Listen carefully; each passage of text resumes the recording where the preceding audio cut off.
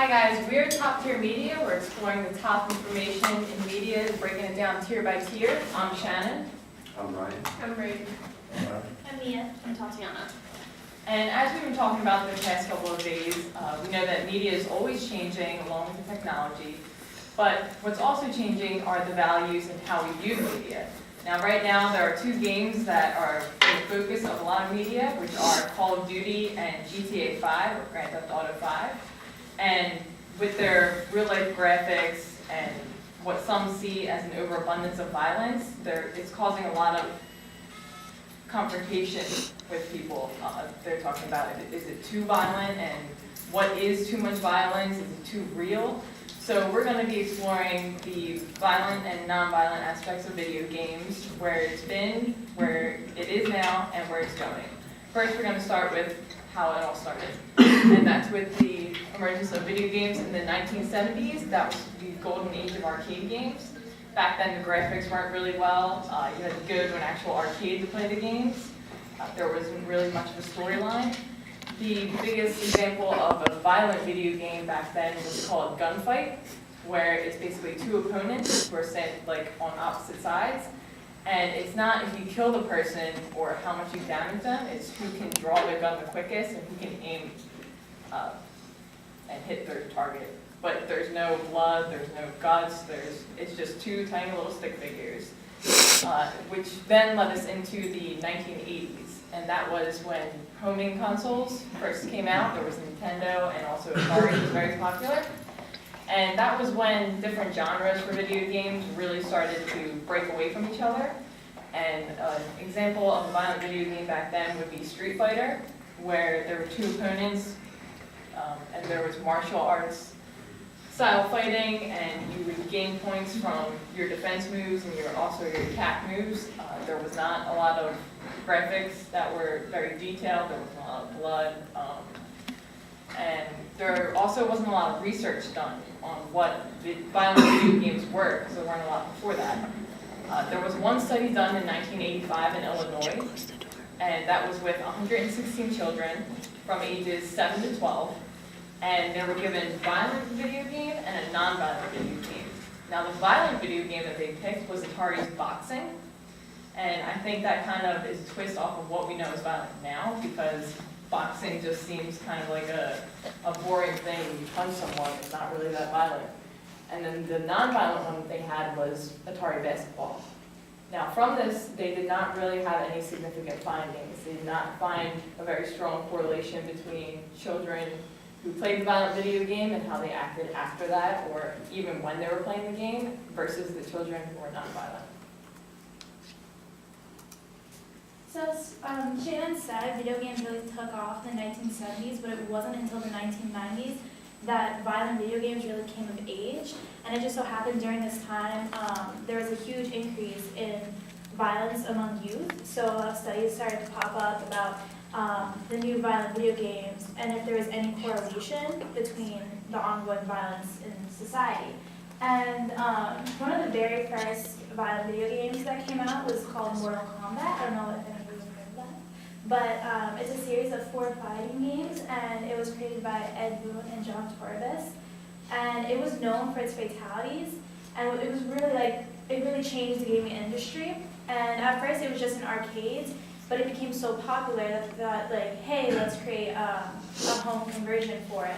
So once it was introduced into the homes is really when parents were witnessing what their children were playing and felt like, hey, this isn't right, they shouldn't be playing these violent video games. So they kind of had an outcry and thought, we need to do something about this. So the federal government answered back by saying to the video game industry that they needed to create ratings so that the parents could see what is acceptable for their children of that age group to be playing. And it was enforced by the ESRB, or Entertainment Software Rating System, or board, and it came up with 5 ratings, which was everyone, 10 and older, teen, mature, and adults only. And a study by the Pew Research Center said that 50% of boys between the ages of 12 and 17 were actually playing mature and adult-only rated video games at the time before they had a rating, and these were the top video games, and this is what they wanted to play. And Attorney General Ron as the player.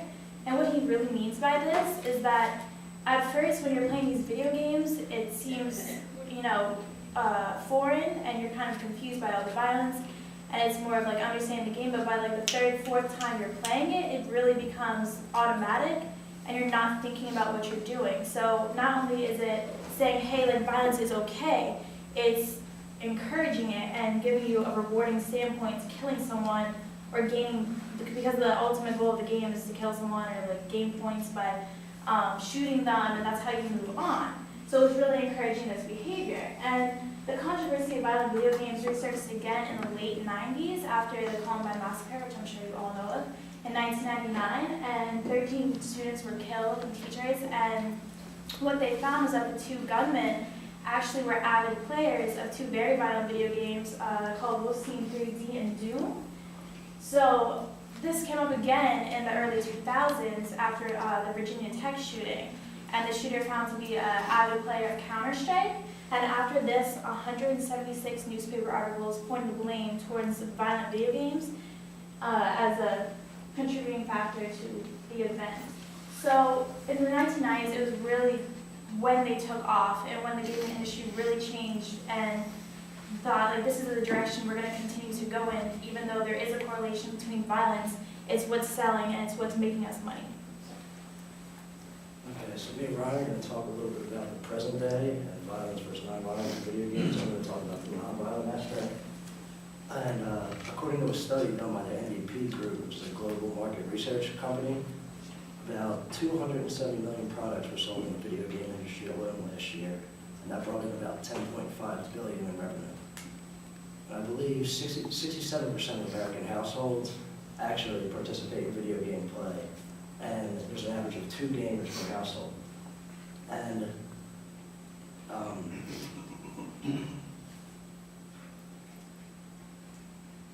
of the majority of gamers, age range is from 18 to 49, and that's also 67%, and an additional 25% of the gamers are under the age of 18. I believe it's 88%, according to one of the studies, that all parents are there when their child purchases a game when they're under the age of 18. And I've also talked about the Entertainment Software Rating Board, and I believe they simply base their ratings, one, off age-based ratings, and as well as indicating the elements that are present in the game. Here we have the chart that's based off the ratings that they give us, and everyone actually is the top. Like the games they purchase, 42% of them are everyone, and 15% is mature, which is surprising considering the ages of the people from 18 to 49 are the highest percentage of games. And although the mature game sales are closer to these purchases, those who do buy these games are more likely to play non-violent video games such as sport games like 2K and Madden.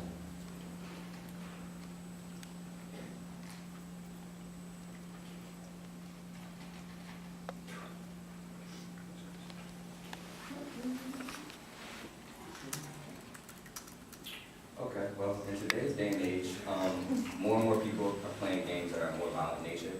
There's games like Grand Theft Auto and Call of Duty, which are like a lot more extreme. There's a lot more violence than what was going on back in the past, as far as like Mortal Kombat and Street Fighter, which we talked about earlier. Grand Theft Auto sold 800 million in its first day of being released and broke like six sales records worldwide. And what Rob was saying, like there's an average of people that play these games, they average around 8 a week in non-violent games. In violent games like Call of Duty and Grand Theft Auto, people can average 8 hours in a day, and people are just more dedicated, they play it more and more passionate about it, so it definitely takes up a lot more time.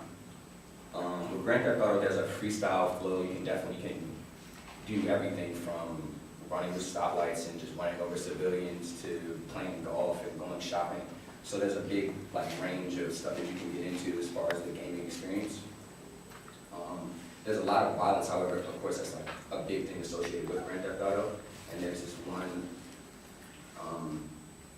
thing in the game where it's called Rampage, where you basically, your character can go off on a killing spree pretty much. And it's in video game format, so it's not as serious, I guess, but in reality, though, like do this, and it definitely can influence you if you're on the edge, excuse me, on the edge by it anyway. So here's an example of that. Yo lo que digo es Hey, ese, ¿qué onda? From Buffalo. It's none of your business, huh? Okay? Hey, I'm a slight asset. Fuck you. Hey, so I grew up in Canada, huh? That's a big fucking deal. I'm fucking racist. And before you fucking ask, no, I'm not a motherfucker. I share some Ozark Mountain Daredevils. If you want to get to heaven, you gotta raise a little hell. This goes out to the portion that you never read.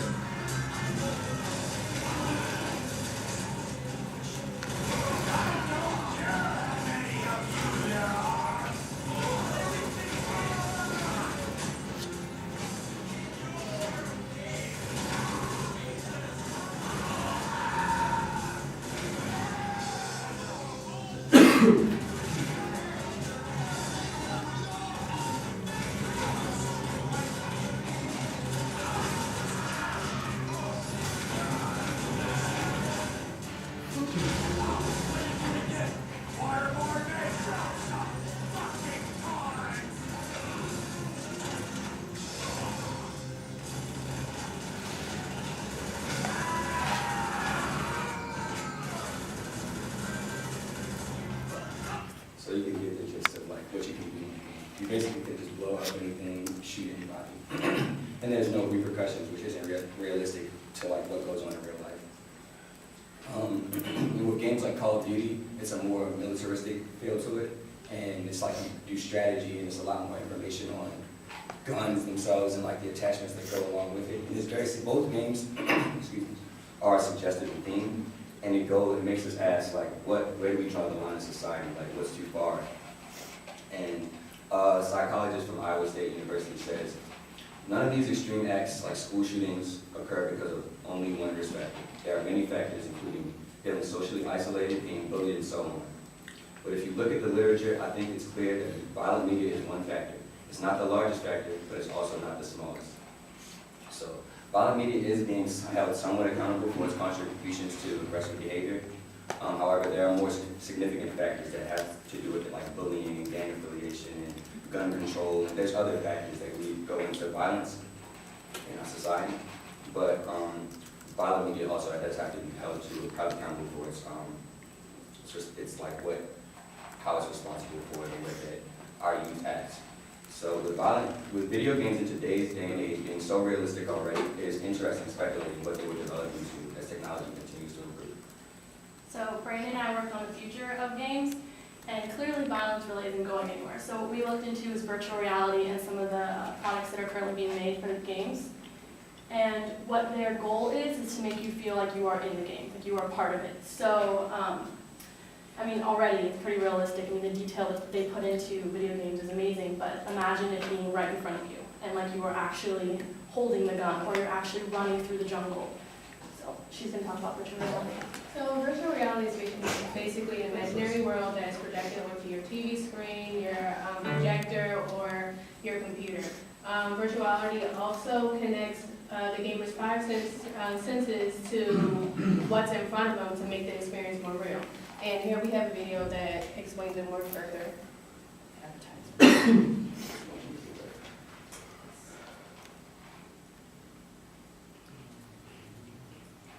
Hey guys!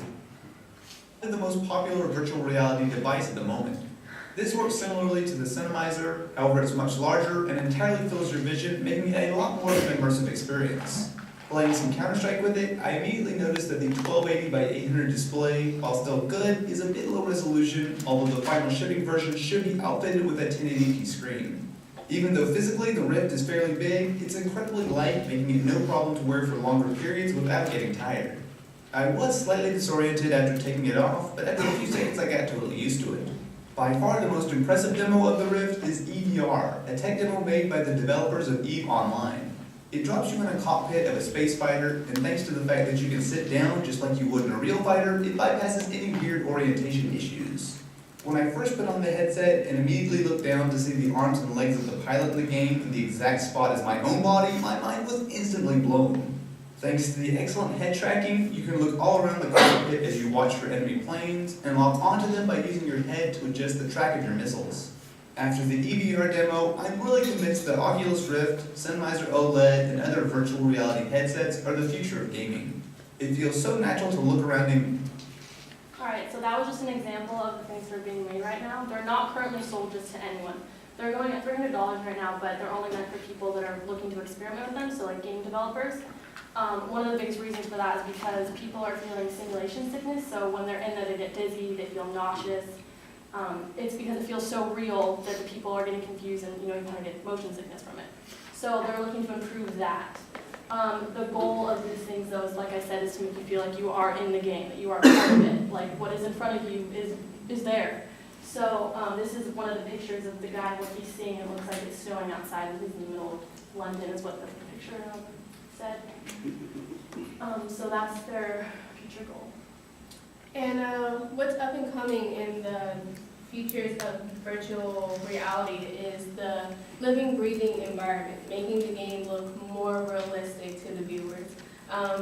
Two main areas where game developers are make sure that they're developing really nice is the completion of the simulation, so that way when you look left you can see more of the area, when you look up there's more of the sky, when you look down there's dirt, when you look to the right there's more mountains or whatever.